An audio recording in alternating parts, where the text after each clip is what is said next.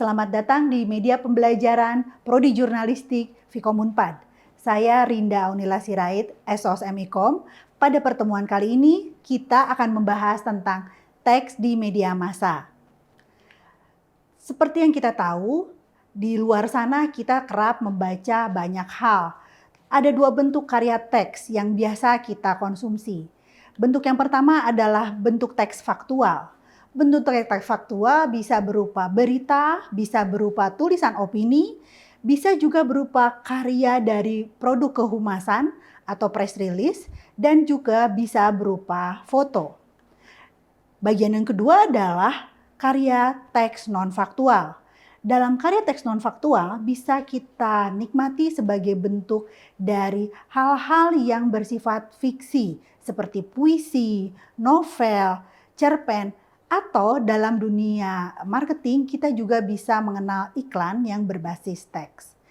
Sebuah hal yang berasal dari konten-konten teks ini kerap dinikmati oleh publik dan bisa menjadi bagian dari pengetahuan publik. Bila kita cermati dalam konteks karya jurnalistik, hanya ada dua hal yang mengisi ruang jurnalistik, yaitu informasi yang terdiri di atas informasi yang berbasis berita atau news dan informasi yang berbasis pandangan atau views.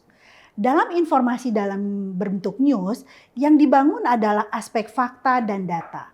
Publik bisa melihat kelengkapan fakta, data yang disajikan oleh jurnalis di dalam teks yang berbentuk berita. Informasi di dalam views atau pandangan dibangun lebih luas. Dia berasal dari fakta, data yang kemudian ditambah dengan opini penulis. Bagaimana posisi opini penulis dalam tulisan berbentuk views? Dalam tulisan berbentuk views, opini penulis itu menjadi sebuah komoditi utama untuk menjadikan publik tahu di mana titik berdiri penulis. Bisa juga penulis mengajak publik untuk melakukan sesuatu, berpihak pada sesuatu, atau juga menolak sesuatu. Apa yang dikemukakan oleh penulis di dalam views itu diperkuat dengan keberadaan data dan fakta. Di sini kita bisa lihat, walaupun karya jurnalistik berbentuk news ataupun views, ada dua hal yang tetap menjadi modal utama, yaitu keberadaan fakta dan data. Keduanya tidak bisa dikesampingkan. Dalam berita atau news, fakta dan data menjadi komoditi utama. Pandangan wartawan tidak boleh masuk. Tetapi dalam karya jurnalistik berbentuk views, apa yang dipikirkan oleh penulis, oleh wartawan, kemudian dikembangkan dalam argumentasi berbasis data dan fakta. Apa yang bisa kita lihat di sini? Keduanya tidak boleh berbohong. Keduanya harus berbasiskan pada kenyataan, pada fenomena yang memang kemudian disajikan kepada publik, entah sebagai komoditas utama dalam berita ataupun juga sebagai bagian dari argumentasi penulis jika dalam tulisan berbasis views. Mari kita bahas tentang berita atau news. Ada banyak definisi tentang berita. Terdapat beberapa kesamaan di antara definisi-definisi tersebut. Definisi pertama, menarik perhatian khalayak. Definisi kedua, ada unsur luar biasa dan penting. Definisi ketiga, berbicara tentang aspek aktual atau termasa. Bila dilihat dari benang merah rangkaian definisi tersebut, maka kita bisa menyimpulkan bahwa berita atau news adalah laporan wartawan tentang sebuah fakta, peristiwa, isu, atau fenomena sosial yang baru, yang dianggap penting bagi khalayak media, ataupun juga dianggap penting oleh masyarakat. Bila kita lihat aspek menarik perhatian khalayak, apa saja sih hal-hal yang menarik perhatian khalayak? Hal-hal yang bisa menarik perhatian khalayak bisa berkaitan dengan unsur-unsur nilai berita. Unsur-unsur nilai berita akan kita bahas pada pertemuan yang lain. Jadi kita bisa mengaitkan pada sejauh mana sih nilai berita itu mampu menarik perhatian khalayak. Pada pertemuan berikut kita akan membahas tentang nilai berita. Nilai berita menjadi hal yang dapat menarik perhatian khalayak. Jika teman-teman nanti setelah mempelajari aspek nilai berita, silakan teman-teman refleksikan pada berita-berita yang teman-teman konsumsi. Jika Anda melihat berita yang Anda konsumsi punya unsur nilai berita yang besar, maka potensi akan menarik perhatian khalayak akan lebih tinggi. Yang kedua adalah aspek luar biasa atau penting. Tentu saja hal penting yang perlu diberikan kepada publik. Namun tingkat kepentingan seperti apa sih yang sebenarnya perlu diberikan kepada publik?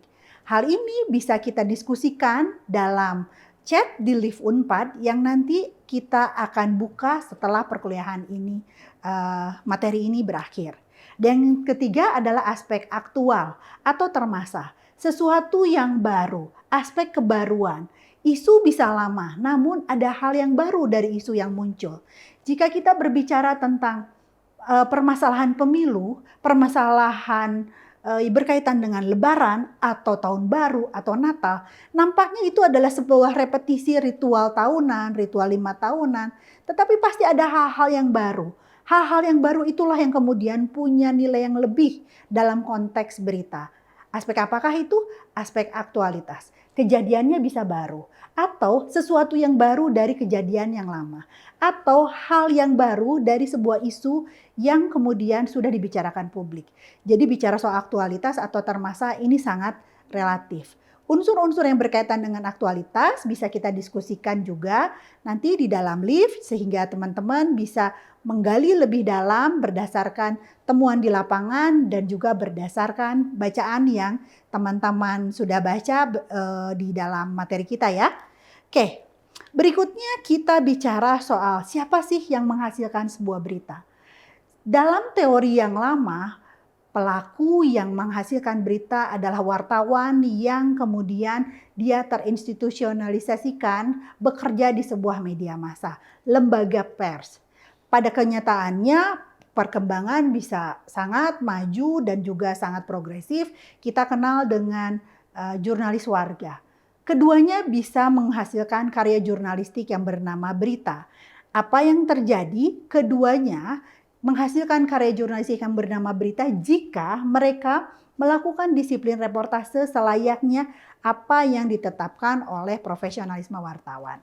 Laporan oleh wartawan itu baru bisa disebut oleh berita jika laporan itu sudah disiarkan di medium yang disebut media massa. Sampai sini saya harap sudah jelas ya, karena kita akan bergeser pada pembahasan berikutnya yaitu views atau pandangan. Seperti yang tadi kita sudah ungkap bahwa views memiliki nilai tambah ya. Isinya tidak hanya fakta, tidak hanya data, tapi juga dia ditambah dengan pandangan penulis. Nah, opini atau pendapat atau ulasan tentang apa yang diungkapkan oleh penulis ini pasti harus terkait dengan topik yang sedang hangat dibicarakan atau sedang aktual. Opini juga berkaitan dengan kompetensi seseorang yang mengungkapkan paparan atau pandangannya. Penulis artikel opini atau penulis opini biasanya adalah pakar atau praktisi yang relevan di bidang yang sedang dia ulas dalam teksnya. Yang bisa jadi dia akademisi, punya latar belakang profesi secara praktis gitu ya. Itu bisa dianggap sebagai pakar. Lalu juga bisa wartawan. Wartawan tidak hanya menghasilkan karya jurnalistik bersifat news, tetapi juga dia bisa menghasilkan karya jurnalistik yang bersifat views. Kita tahu ada Gunawan Muhammad yang aktif dengan majalah Tempo. Dia banyak sekali mengungkapkan pandangan-pandangan tentang fenomena sosial, budaya yang aktual di majalah Tempo yang dia gawangi ya selama nampaknya sudah puluhan tahun beliau berada di majalah Tempo. Nah, Gunawan Muhammad adalah seorang wartawan senior yang selain menghasilkan karya jurnalistik bersifat news, tapi nampaknya setelah beliau tidak terlalu aktif dalam proses produksi berita, beliau sekarang kemudian lebih berfokus pada karya jurnalistik yang bersifat views. Lalu khalayak media massa pun sejatinya bisa menjadi penulis views. Mereka bisa mengungkapkan pandangan mereka, mereka bisa mengungkapkan sudut pandang keberpihakan mereka, penolakan, atau juga pernyataan netral di dalam media massa. Dan juga bisa jadi ada seniman.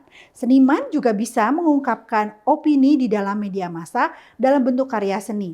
Bisa dalam bentuk karya seni yang tekstual atau dia bersifat karikatur gitu ya, bersifat grafis ya. Jenis-jenis views itu beragam.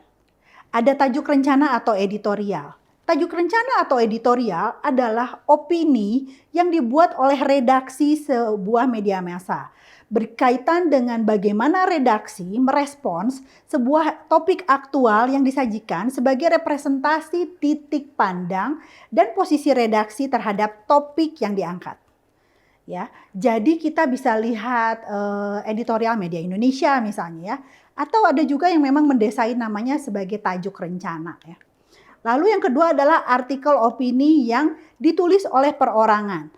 Artikel opini itu adalah sebuah tulisan yang berkaitan dengan pandangan seseorang. Berbeda dengan tadi ya, editorial atau tajuk rencana, itu adalah pandangan institusi pers. Jika artikel opini adalah sebuah tulisan yang ditulis oleh seseorang yang memiliki kapabilitas yang relevan dengan topik yang diangkat. Lalu yang ketiga adalah pojok. Pojok adalah sebuah rubrik kecil yang berisi sindiran terhadap topik-topik aktual. Jadi paling dia maksimal 2 kalimat ya. Dia berisi tentang sindiran terhadap fenomena sosial dan seringkali berbau humor. Walaupun humornya humor yang tetap ya kritik sosial. Lalu berikutnya adalah karikatur. Dia tidak berbentuk tekstual tapi lebih pada pendekatan grafis, sebuah gambar yang berisi sindiran terhadap topik-topik aktual. Jika di Indonesia kita mengenal ada Kompas dengan Om Pasikom atau Pikiran Rakyat dengan Mang Ohle. Itu adalah tokoh-tokoh karikatur yang kerap mewarnai media massa Indonesia dengan sindiran-sindiran sosialnya. Karikatur menunjukkan posisi berdiri media massa. Bukan posisi berdiri senimannya saja, tetapi itu sama seperti editorial menunjukkan posisi berdiri media massa terhadap sebuah fenomena. Lalu surat pembaca, seperti yang tadi sudah saya bicarakan bahwa masyarakat halayak umum juga bisa membuat karya jurnalistik yang bersifat views. Disinilah ruangnya. Surat pembaca dibuat oleh halayak tentang suatu masalah sosial yang memang kemudian dimuat di media massa. Jadi masalah sosialnya itu biasanya apa? Biasanya yang sederhana adalah layanan publik ya. Misalnya nih ya, aduh air nih di kawasan Antapani atau di kawasan Bandung Timur kok PDAM kok nggak nyala sudah seminggu, itu biasanya bisa muncul di surat pembaca. Labelnya adalah dia sebagai pelanggan PDAM misalnya ya Kota Bandung. Atau juga berkaitan dengan isu yang aktual.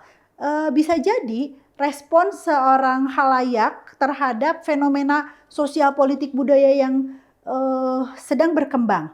Berbeda dengan artikel opini, penulis surat pembaca itu bisa mengidentifikasi dirinya sebagai seseorang dengan identitas yang tidak terlalu relevan dengan isu yang diangkat. Dan juga kekhasannya adalah dia pendek ya, maksimal beberapa media massa memberikan toleransi hanya sampai 5 paragraf. Sedangkan di artikel opini, pengembangan opininya atau pandangan penulis harus dikembangkan lebih jauh kan, bahkan bisa sampai tentu saja lebih dari 5 paragraf ya, sampai dengan 800 sampai 1000 kata. Ya, begitulah pertemuan kali ini. Materi pada sesi kali ini kita bisa kembangkan pertemuan kali ini dalam diskusi di live. Teman-teman bisa lihat catatan yang sudah kami siapkan di live untuk Anda diskusikan. Berbagai literatur yang terkait dengan pertemuan kali ini juga sudah bisa Anda lihat tautannya di live. Untuk literatur yang bersifat buku fisik, Anda bisa akses di perpustakaan Vkom. Kami sudah pastikan keberadaannya ada di sana. Untuk buku-buku yang bersifat digital, tautan-tautan bacaan sudah kami tuliskan juga. Saya harap pertemuan kali ini memberikan pencerahan bagi kita semua, terutama bagi teman-teman yang sedang berupaya untuk belajar menghasilkan karya jurnalistik yang bersifat teks. Sampai jumpa. Salam komunikasi.